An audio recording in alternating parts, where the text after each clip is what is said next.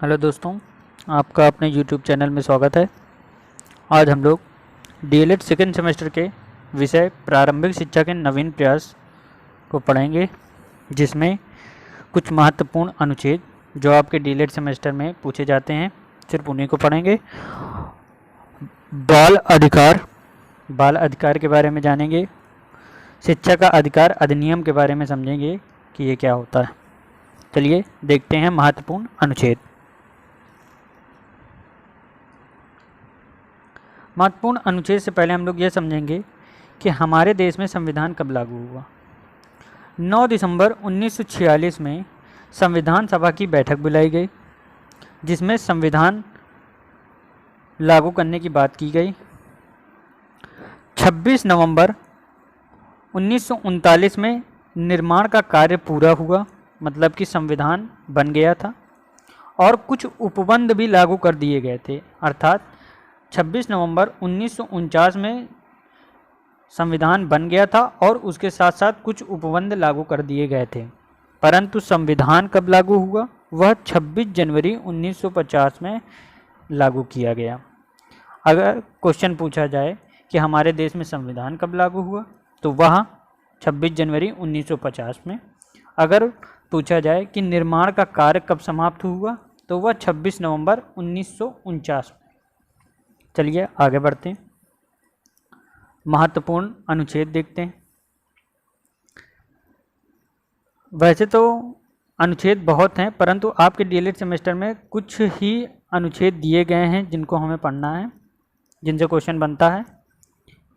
अनुच्छेद 14, विधि के समझ समानता, इक्वलिटी अकॉर्डिंग टू लॉ, मतलब कि राज्य के सभी व्यक्तियों के लिए एक समान कानून बनाएगा। मान लीजिए यह एक राज्य है, इसमें एक व्यक्ति यह अमीर है, यह गरीब है, लेकिन राज्य में दोनों के लिए एक समान कानून बनेगा। मतलब राज्य में जितने भी व्यक्ति हैं सभी के लिए एक समान कानून बनाया जाएगा, चाहे वह अमीर हो चाहे वह गरीब हो, दोनों के लिए समान कानून। यह अनुच्छेद 14 में बात कही गई है।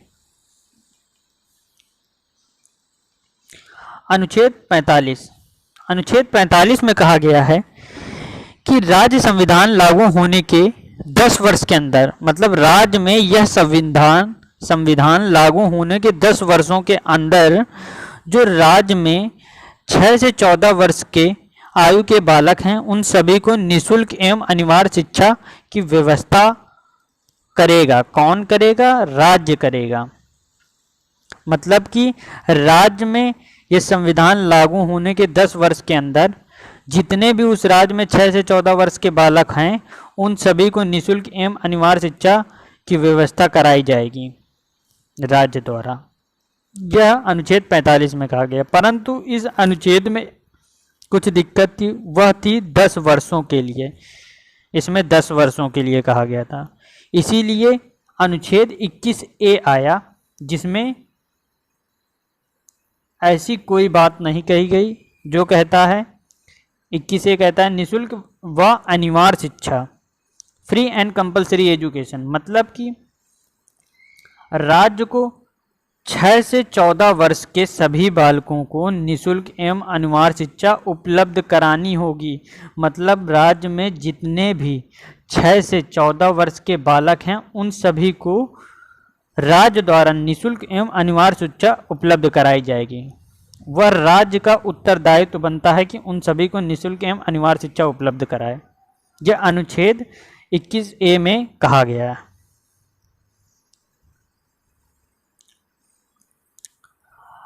अब देखते हैं हम लोग अनुच्छेद 29(2). अनुच्छेद 29(2) क्या कहता है कि नागरिकों को शिक्षा संस्थाओं में प्रवेश का अधिकार, citizen for admission in educational institution. मतलब कि इसको देखते हैं हम लोग एक एग्जाम्पल से, कि यह एक शिक्षा संस्था है जो राज्य द्वारा पोषित या राज्य द्वारा सहायता प्राप्त करती है। मतलब कि कोई भी शिक्षा संस्था जो राज्य द्वारा पोषित की जाती है, राज्य द्वारा सहायता प्राप्त करती है या राज्य द्वारा ही वह चलाई जाती है, वह किसी भी नागरिक को प्रवेश के लिए नहीं रोक सकती। केवल किस आधार पर? धर्म के आधार पर, जाति, प्रजाति, भाषा या इनमें से किसी भी आधार पर। फिर से समझेंगे। मान लीजिए आपके आसपास एक शिक्षा संस्था है जो राज्य द्वारा पोषित की जाती है, मतलब वह राज्य से ही सहायता प्राप्त करती है, राज्य ही उसको चलाता है, उस पर सहायता देता है, हर प्रकार की उसको सहायता देता है राज्य उस शिक्षा संस्थान। और उस शिक्षा संस्थान में हम तेलुगु हैं, हमको तेलुगु आती है, हम उसमें गए, हमने कहा हमें भैया एडमिशन दे दीजिए, लेकिन उन्होंने हमको मना कर दिया। उन्होंने कहा कि हम आपको एडमिशन नहीं देंगे क्योंकि आपको तेलुगु आती है, आपको हिंदी नहीं आती। तो वह शिक्षा संस्था हमें प्रवेश लेने से रोक नहीं सकती। यह अनुच्छेद 29(2) में कहा गया है। किस आधार पर? धर्म, जाति, प्रजाति या भाषा के आधार में। वह भाषा के आधार पर हमको रोक नहीं सकती कि हम इसमें प्रवेश न लें। यह हमारा राइट है कि हम उसमें एडमिशन लेंगे। यह अनुच्छेद 29(2) में बात कही गई है कि कोई भी शिक्षा संस्था केवल धर्म, जाति, प्रजाति, भाषा के आधार पर किसी भी नागरिक को रोक नहीं सकती है। यह अनुच्छेद 29(2) में कहा गया। चलिए आगे बढ़ते हैं। बाल अधिकार, बालक का अधिकार। बालक का अधिकार बालक के लिए बनाए गए, जिसमें संयुक्त राष्ट्र संघ ने 20 नवंबर 1989 को इसको लागू किया। जो अनुच्छेद 56 में कहा गया। इस बाल अधिकार में कितने देशों का समर्थन था? 191 देशों का इस पे समर्थन था। मतलब बाल अधिकार को 191 देश समर्थ कर रहे थे कि हम लोग अपने देश में ये लागू करेंगे। संयुक्त राष्ट्र ने इसको 20 नवंबर 1989 में लागू किया। भारत सरकार द्वारा यह कब अंगीकार किया? मतलब कि ये भारत सरकार ने इसको कब लागू किया, अंगीकार किया? तो वह था 11 दिसंबर 1992 में इसको अंगीकार किया गया भारत सरकार द्वारा, 11 दिसंबर 1992 में। तो यह क्वेश्चन पूछा जा सकता है कि बाल अधिकार भारत सरकार द्वारा कब अंगीकार किया गया? 1 नंबर पे, तो 11 दिसंबर 1992 में।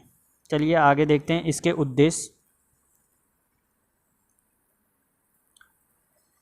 बाल अधिकार के उद्देश्य तो बहुत हैं, परंतु हम लोग कुछ ही उद्देश्य पढ़ेंगे जो महत्वपूर्ण हैं, जो हमें आसानी से याद हो जाएं और जिनको समझने में हमें ज़्यादा कठिनाइयों का सामना न करना पड़े। इसलिए हम लोग कुछ ही पढ़ेंगे जो हमें पेपर के समय भी याद आएँ। ठीक है, तो जैसे कि पहला अनुच्छेद 45 व 21A में बताए गए हैं उद्देश्य कि 1 से 8 तक की कक्षाओं जितने भी बालक हैं उन सभी को निःशुल्क पाठ्य पुस्तकें अवेलेबल कराई जाएं। मतलब कि 1 से 8 तक की जितने भी कक्षा में छात्र हैं उन सभी को निःशुल्क पाठ्य पुस्तकें कराई जाएं। उनको भोजन की व्यवस्था कराई जाए, मतलब कि सभी बालकों को भोजन की व्यवस्था कराई जाए। विद्यालय में एक शिक्षक हो, मतलब शिक्षकों के लिए 2 बात कही गई कि विद्यालय में एक शिक्षक हो और शिक्षक मित्रों की तैनाती हो। विद्यालय में एक शिक्षक हो और शिक्षा मित्रों की तैनाती हो। 1 से 5 कक्षा के बालकों को निःशुल्क एवं अनिवार्य निःशुल्क यूनिफॉर्म बांटी जाए। मतलब कि 1 से 5 तक के कक्षा के जितने भी बालक हैं उन सभी को निःशुल्क यूनिफॉर्म बांटी जाए, उनको निःशुल्क पाठ्य पुस्तकें दी जाएं। और छात्रवृत्ति के बारे में बात की गई है कि छात्रवृत्ति 1 से 5 तक की कक्षा के बालकों को 300 रुपये और 6 से 8 कक्षा के बालकों को 480 रुपये दी जाएगी छात्रवृत्ति। तो ये आप लोग समझ गए उद्देश्य कि 1 से 8 तक की कक्षाओं के बालकों को निःशुल्क पाठ्य पुस्तकें, उनको निःशुल्क यूनिफॉर्म, विद्यालय में एक शिक्षक होनी चाहिए, शिक्षक मित्रों की तैनाती होनी चाहिए और छात्रवृत्ति 300 रुपये 1 से 5 तक के कक्षा के बालकों को और 480 6 से 8 कक्षा के बालकों को। यह उद्देश्य थे बाल अधिकार के कुछ जो महत्वपूर्ण थे, जो बस वही हम लोग पढ़ रहे हैं। आगे देखते हैं। शिक्षा का अधिकार अधिनियम शिक्षा का अधिकार अधिनियम बालक को निःशुल्क एवं अनिवार्य शिक्षा के लिए बनाया गया, जो 4 अगस्त 2009 में लागू किया गया, जिसके बारे में 19A, 21A और 29(2) में जिसके बारे में बात कही गई है कि शिक्षा का अधिकार अधिनियम क्या है। उसमें क्या बताया गया है कि प्राथमिक विद्यालय जो है वह 1 किलोमीटर की परिधि में हो, मतलब कि प्राथमिक विद्यालय 1 किलोमीटर की दूरी पे बनाए जाएं, और 6 से 8 तक के जो विद्यालय हैं वो 3 किलोमीटर की दूरी पे बनाए जाएं। हर 3 किलोमीटर पे एक विद्यालय 6 से 8 तक का कक्षा का, और 1 किलोमीटर की दूरी पे एक प्राथमिक विद्यालय। प्रत्येक प्राथमिक विद्यालयों में शौचालय की व्यवस्था होनी चाहिए, मतलब कि सभी विद्यालयों में शौचालय की व्यवस्था होनी चाहिए, पीने योग्य पानी की व्यवस्था होनी चाहिए, खेल के मैदान की सुविधा आदि यह सब होना चाहिए। यह सब शिक्षा का अधिकार अधिनियम में बताया गया। चलिए, यह हो गया शिक्षा का अधिकार अधिनियम। आगे बढ़ते हैं। कुछ इम्पॉर्टेंट पॉइंट जिनसे डीएलएड में क्वेश्चन पूछे जा सकते हैं, जिनसे क्वेश्चन बनते हैं, वह है, देख लेते हैं कुछ इम्पॉर्टेंट। कलकत्ता मदरसा कब बना और किसने बनवाया? कलकत्ता मदरसा 1781 में वॉरेन हस्टिंग्स ने बनवाया था, यह आप लोगों को लर्न करना है। बनारस संस्कृत कॉलेज किसने? जॉनथन डंकन ने बनाया था, जॉनथन डंकन ने बनाया था। दूसरा, पूना संस्कृत कॉलेज एलिफ्टन ने पेशवा की सहायता से, पूना संस्कृत कॉलेज को एलिफ्टन ने पेशवा की सहायता से बनवाया था। फोर्ट विलियम कॉलेज जो कलकत्ता में स्थित है उसको लॉर्ड वेलीजिली ने बनवाया था, उसको लॉर्ड वेलीजिली ने बनवाया था। ये तो हो गए आपके इम्पोर्टेंट पॉइंट। अब पूछा जाता है क्वेश्चन, यह आ जाता है क्वेश्चन कि जन्मदाता बताइए कि माध्यमिक शिक्षा के जन्मदाता कौन है? आधे लोगों को नहीं पता। तो माध्यमिक शिक्षा के जन्मदाता हैं लक्ष्मण स्वामी मुदालियर। बुनियादी शिक्षा के जन्मदाता हैं महात्मा गांधी। आधुनिक शिक्षा के जन्मदाता हैं चार्ल्स ग्रांट। तो अगर इससे क्वेश्चन आ जाए कि आधुनिक शिक्षा के जन्मदाता, अगर आपने पढ़ा है, आपने ये वीडियो देखा है, तो आप लोग तुरंत बता देंगे चार्ल्स ग्रांट थे। बुनियादी शिक्षा के महात्मा गांधी, माध्यमिक शिक्षा के लक्ष्मण स्वामी मुदालियर। ये जन्मदाताओं की बात हो गई। ये हो गया आपका डीएलएड प्रथम सेमेस्टर और सेकेंड सेमेस्टर प्रारंभिक शिक्षा के नवीन प्रयास का पहला लेक्चर, जिसमें हम लोगों ने आज